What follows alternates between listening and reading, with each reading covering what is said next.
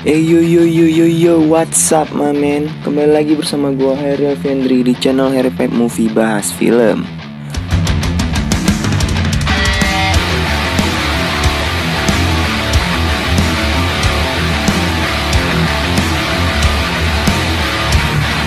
Oke, di video kali ini gua mau ngebahas alur cerita film Fringe Season 1 episode 3. Di episode kali ini bercerita tentang seorang pria yang dapat mendengar dan melihat hal yang akan terjadi di masa depan. Kayak peramal atau sejenisnya gitulah. Kok bisa? Yuk kita masuk ke filmnya.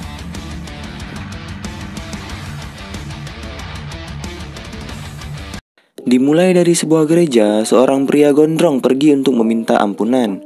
Pria tersebut juga bercerita kalau dia bisa mendengar kata Tuhan dan bisa melihat hal yang akan terjadi. Ia bercerita bahwa akan terjadi hal mengerikan di dalam sebuah bus. Berpindah ke sebuah bus, seorang pria menjatuhkan sebuah kapsul seperti gas air mata dan langsung meninggalkan bus tersebut, membawa sebuah tas. Pria tersebut pun pergi meninggalkan pendeta dan tidak sengaja pria tersebut menjatuhkan secari kertas yang berisikan gambar seperti ini cuy. Pria tersebut bernama Roy. Berpindah ke pemakaman, Olivia dan Charlie sedang menghadiri pemakamannya agen Scott. Di sisi lain, Peter dan Walter sedang duduk di sebuah toko.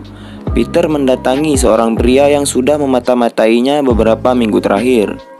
Kemudian Peter mendapat telepon dari Olive. Mereka baru saja mendapat sebuah kasus. Di terowongan bawah tanah, mereka terkejut melihat korban yang sudah beku di dalam bus. Gua mau kasih tahu kalau cairan yang membuat korban beku tersebut bernama Amber. Amber ini sebenarnya ada di dunia nyata cuy, dengan nama lainnya ambar atau batu permata. Ini fotonya nih. Next. Walter berteori kalau ember awalnya adalah gas, kemudian menjadi padat dengan seketika. Untuk mencari tahu lebih lanjut, Walter meminta untuk membawa sampel ember ke labnya. Di lain sisi, pria misterius yang di dalam bus tadi sedang mencari sesuatu di dalam tas biru milik seorang wanita yang di awal film. Sementara itu, Roy yang sedang bekerja lagi-lagi mendengar dan merasakan hal aneh di dalam otaknya. Roy pun langsung menggambar apa yang ia dengar dan rasakan. Tanpa Roy sadari, ia membuat rekan kerjanya takut melihat hasil gambar dirinya. Di lab, Walter sedang mengecek sampel dari Amber, dan Walter meminta Peter untuk memainkan piano untuknya. Di lain sisi, Olive sedang mengumpulkan mayat korban dan melihat data-data para penumpang bus naas tersebut. Olive menemukan sebuah kamera. Dan saat mengecek isi rekaman kamera tersebut, Olive menyadari kalau tas biru milik wanita di dalam video telah hilang. Tak menunggu lama, Olive langsung mencari identitas perempuan tersebut. Wanita tersebut adalah Evelina Mendoza, seorang anggota Badan Pemberantasan Narkoba. Dari sini kita bisa menyimpulkan bahwa yang dicari oleh pria misterius tadi adalah narkoba. Lanjut. Olive dan Broyles langsung mendatangi kantor di mana Eve bekerja dan menginterogasi rekannya yang bernama Grant Davidson. David mengatakan kalau mayat Eve akan diotopsi oleh dirinya sendiri. Saat Olive melihat mayat Eve, David masuk ke ruang tersebut dan memegang tangan Eve. Di sini, kita belum menyadari adanya keanehan.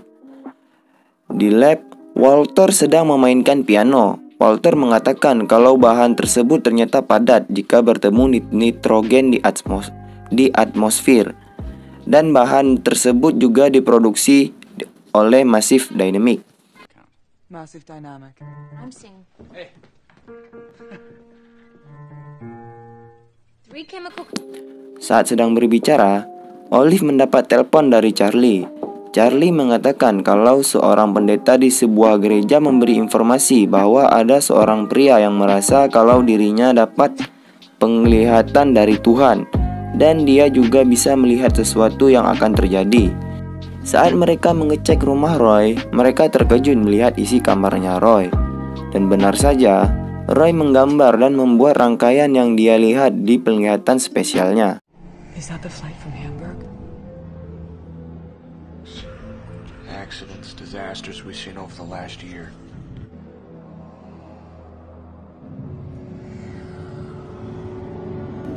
Singkat cerita, Roy pun dibawa ke markas FBI dan diinterogasi.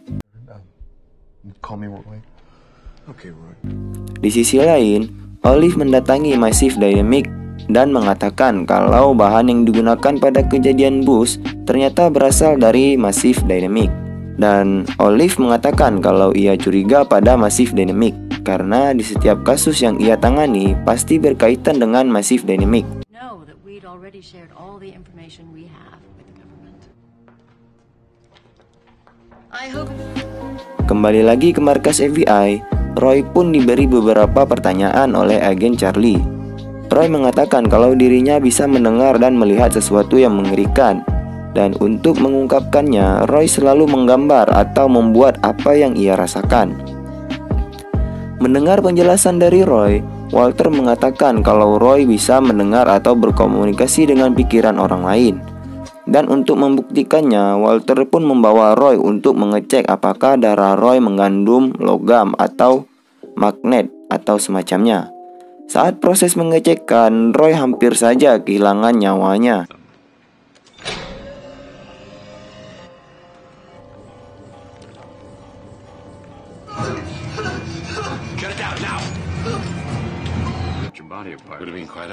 Why would there be metal in his blood? That's not normal, right? Kembali ke lab, Walter melihat berkas penelitian lamanya. Walter menemukan kalau ia dan temannya William Bell pernah melakukan eksperimen tentang mendengar atau melihat pikiran seseorang, atau disebut juga jaringan hantu. Dan ternyata Roy adalah salah satu dari orang yang mengikuti uji coba eksperimen tersebut. Dan Roy pun berperan menjadi si penerima.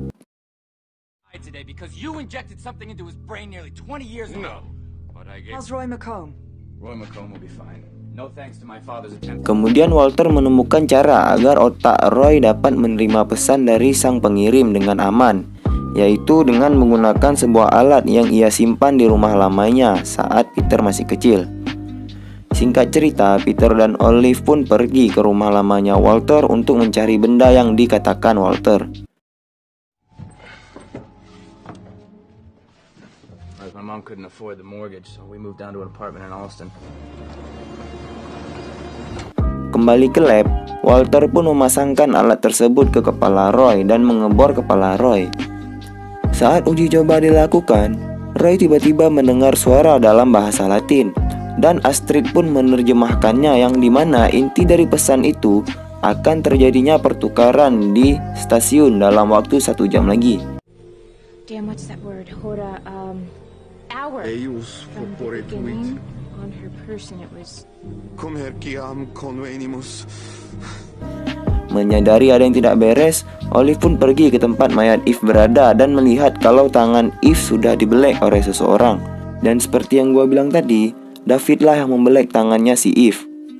Oke, buat yang nggak paham, jadi tujuan si David membelek tangan si Eve itu sebenarnya dia mau ngambil narkoba yang ada di tangan yang ditanamin di telapak tangannya si Eve. Nah, pesan yang diterima oleh si Roy itu percakapan dari si David sama orang yang mau beli narkoboy.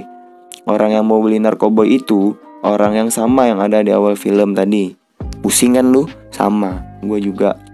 Lanjut, Olive pun langsung menghubungi Broyles untuk mengirimkan tim ke TKP. Di lab, Roy kembali mendapat pesan. Mendengar hal itu, Peter langsung menelpon Olive. So were they. I get you a glass of water.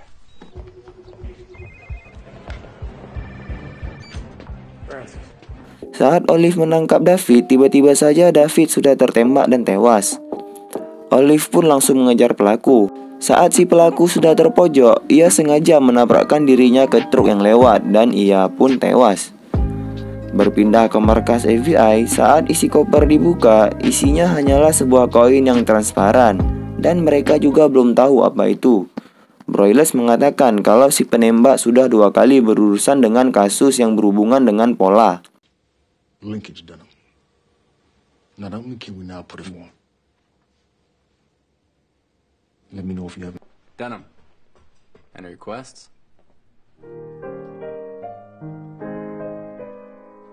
Malam harinya, Broyles memberikan benda tersebut kepada Nina.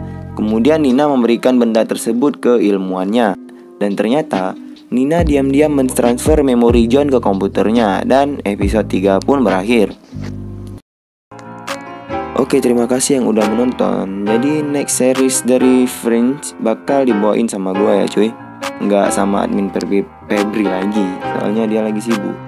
Oke lah, sekian dulu, bye bye.